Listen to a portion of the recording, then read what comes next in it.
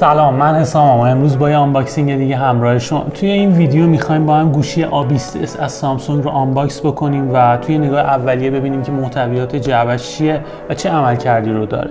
این گوشی توی جعبه سفید رنگ عرضه میشه، برخلاف سری نوت و اس سامسونگ که جعبه هاشون مشکیه. من این گوشی رو از دیجیکالا تهیه کردم و با گارانتی 18 ماهه از شرکت آبان دیجی عرضه میشه. ممکنه دستگاهش رو متفاوت باشه گارانتیش. جعبه رو که برمیگردونیم اینجا یه سری اطلاعات نوشته شده که میخوام باهاتون به اشتراک بذارم. اینفینیتی وی دیسپلی نوشته شده، اشاره داره به حالتی که دوربین سلفی روی نمایشگر قرار داده شده و به شکل ویه. مورد دوم ماژول سه‌گانه دوربینه که اینجا لوگوش هست. این گوشی 3 تا دوربین داره، دوربین 13 مگاپیکسل، 8 مگاپیکسل و یه دوربین برای تشخیص عمق که بعدتر به اونا قراره که بپردازم.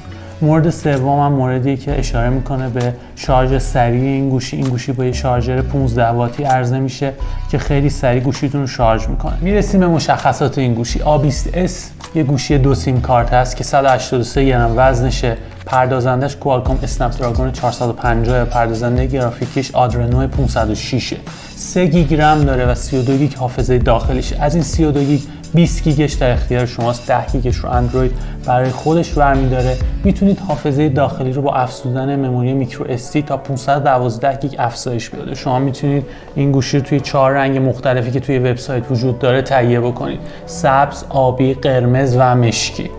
گوشی رو که برمیگردونیم قسمت انتهایی کشوری که توش اسمبل شده نوشته شده و این کشور چینه و این گوشی که به دست ما رسیده رنگش مشکیه. بریم بسته رو باز بکنیم تا ببینیم که محتویات جعبه این گوشی چیه. من اینو اینجا باز میکنم.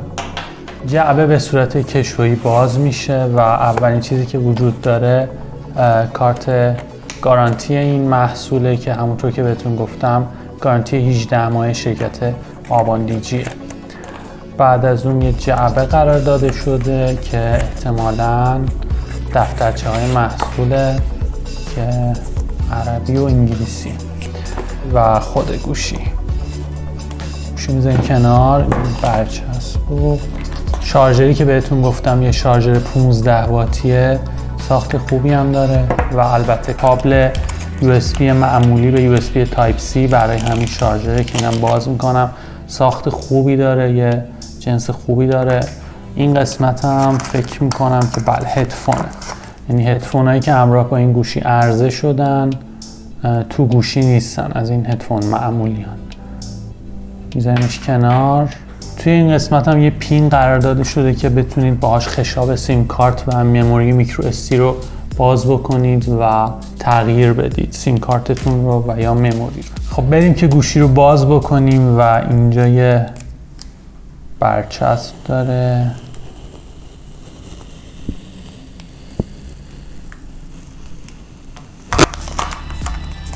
که واو. اولین کامنت هم میتونه باشه یه گوشی فوق‌العاده خوش دست و خوش فرمیه. سمت راست پاور باتن رو داریم و سمت چپ یه دکمه برای کم و زیاد کردن صدا به همراه خشاب مموری و سیم کارت. گوشی که برمیگردونیم پایینش اسپیکر رو داریم، پورت تایپ C رو داریم که از OTG هم پشتیبانی میکنه، میکروفون رو داریم و البته جک 3.5 میلیمتری برای کسایی که طرفدار این جکن خبر خوبیه. و قسمت بالایی گوشی میکروفون نویز کنسلینگ قرار داده شده. میرسیم به صفحه نمایش این گوشی که 6.5 اینچه و اندازه آیفون XS Max HD 720 در 1560 رزولوشنشه و البته 264 ppi هم تراکم پیکسلیشه. پشت این گوشی از جنس پلاستیک براق ساخته شده و یه حالت شیشه‌ای داریم. این قسمت هم ماژول دوربینا رو داریم که 3 تا دوربین توش قرار داره. دوربین وسط یه دوربین 13 مگاپیکسلیه که فاصله کانونیش 27 میلیمتره و عدد fش 1.8. نورگیری خوبی داره نسبتا. یه دوربین واید تعبیه شده به عنوان دوربین اصلی. دوربین دوم یه دوربین 8 مگاپیکسلی اولترا وایده که فاصله کانونیش 13 میلیمتر، از دوربین‌های گوپرو هم حتی وایدتر. fش 2.2 و دوربین سوم یه دوربین 5 مگاپیکسلی دپث کامرا که وظیفه‌اش تشخیص دادن بک‌گراند سوژه و محو کردن اونه. نکته‌ای که در مورد دوربین‌های این گوشی وجود داره اینه که این دوربین ها از سیستم HDR پشتیبانی میکنن و این باعث میشه که عکستون نقاط روشن و سایه های کنترل شده تری داشته باشه و حرفه‌ای تر به نظر برسه. سنسور اثر انگشت وسط این گوشی تعبیه شده و نکته‌ای که در مورد ورود امن به این گوشی وجود داره اینه که این گوشی از فیس آنلاک هم پشتیبانی میکنه، بنابراین چهره‌تون راه دوم برای ورود امن به این گوشیه. گوشی رو روشن میکنم تا با اینترفیسش بیشتر آشنا بشیم. این گوشی از رابطه کاربری وان یو آی پشتیبانی میکنه که از بهترین دنیای اندرویده. اندرویدی که روی این گوشی وجود داره اندروید پای 9مین نسخه از سیستم عامل اندروید. اوکی، گوشی بالا اومده و ما با یه صفحه نمایش خیلی بزرگ و خوب طرفیم که فکر میکنم برای خیلیا رضایت بخش باشه. نگاه کنید رنگا و اینا خوبن، ولی نباید انتظارتون در حد صفحه نمایش‌های سوپر امولد باشه که خب رنگا توش خیلی شفاف‌تره. من اینجا یه گوشی نوت 10 پلاس دارم که وقتی این دوتا رو کنار هم مقایسه میکنم این موضوع به وضوح قابل مشاهده است که رنگ‌ها توی صفحه نمایش سوپر امولد خیلی زنده تر و شفافتر و پررنگتر نسبت به این گوشی، ولی خب اون هزینه‌ای رو که هم پرداخت می‌کنی در نظر بگیرید که با توجه به این هزینه به نظرم واقعا صفحه نمایشش خوبه تو کلاس خودش و قابل قبوله.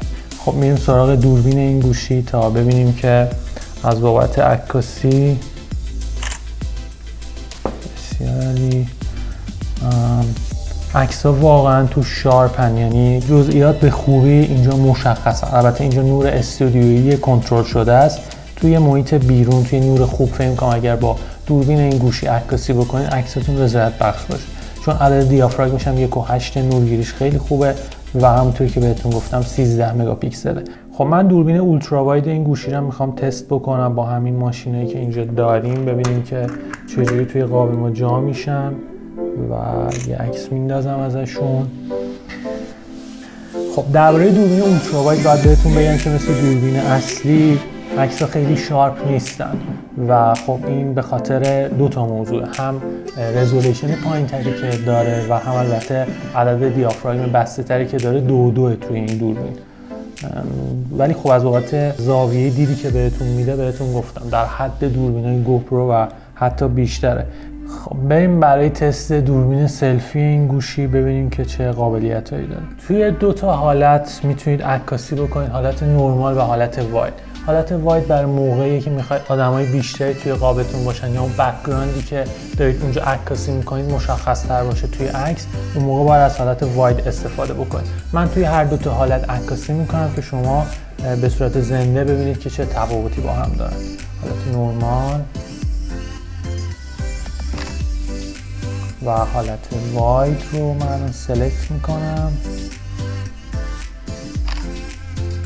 خب این دوتا عکس رو وقتی بررسی میکنیم میبینیم چه تفاوتی داره حالت واید و حالت نورمالی که توی دوربین سلفی این گوشی تعبیه شده. رنگا خیلی نورمالن و به نظرم دوربین سلفی خوبی داره. خب بریم تصویربرداری این گوشی رو هم با هم تست بکنیم. فقط نکته‌ای که وجود داره اینه که این گوشی توانایی تصویربرداری با رزولوشن فول اچ دی و سرعت 30 فریم بر ثانیه داره. اینو توی ذهنتون داشته باشین. من این ماشینه که عقب کشه رو یه ذره فوکوسینگش هم خوبه به نظرم، یعنی سرعت اتوفوکوسش قابل قبوله و میتونید تصویربرداری خوبی رو با این گوشی انجام بدید. خب یه ویدیو توی این گوشی پلی میکنم که هم صدا و هم تصویر رو ببینیم که چطور هندل میکنه آبیستس. بالاترین هدف من اینه که اطلاعات تازه‌ای راجع به خودم یا دیگران یا محیطی که زندگی میکنم بدم. من فیلمی که اطلاعات تازه‌ای بده رو به نظر من فیلم مناسبیه.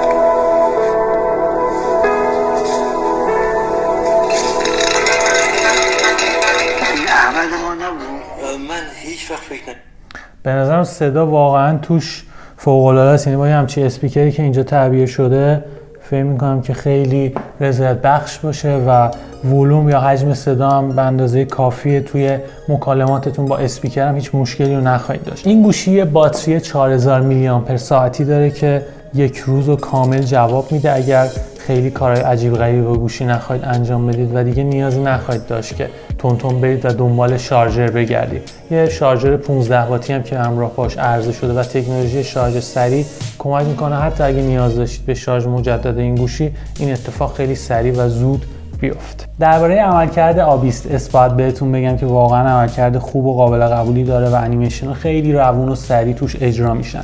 میتونید گیمینگ رو هم روی این دستگاه تجربه بکنید. ولی اگر گیم‌های مد نظرتونه که گرافیکای سنگین دارن، پیشنهاد میکنم به فکر یک گوشی با سخت افزار قوی تر باشید. خب من سنسور اثر انگشت این گوشی رو اوکی کردم، با هم تستش بکنیم ببینیم که سرعتش در چه حدیه. خیلی خوبه، خیلی سریع، واقعا در حد گوشی‌های پرچم داره و وقتی که اسکرین روشنه باز هم خیلی سریع. راه دومی که وجود داره برای ورود کردن به این گوشی از طریق فیس آنلاکه.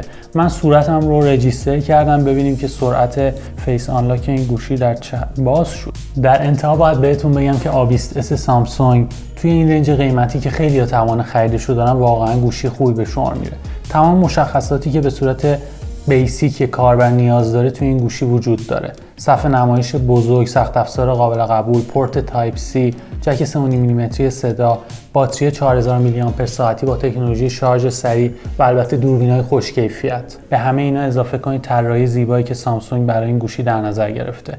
تمام این مواردی که بهتون گفتم باعث میشه که انتخاب درستری برای خریدن این گوشی داشته باشید. خیلی ممنون که این ویدیو رو تماشا کردید.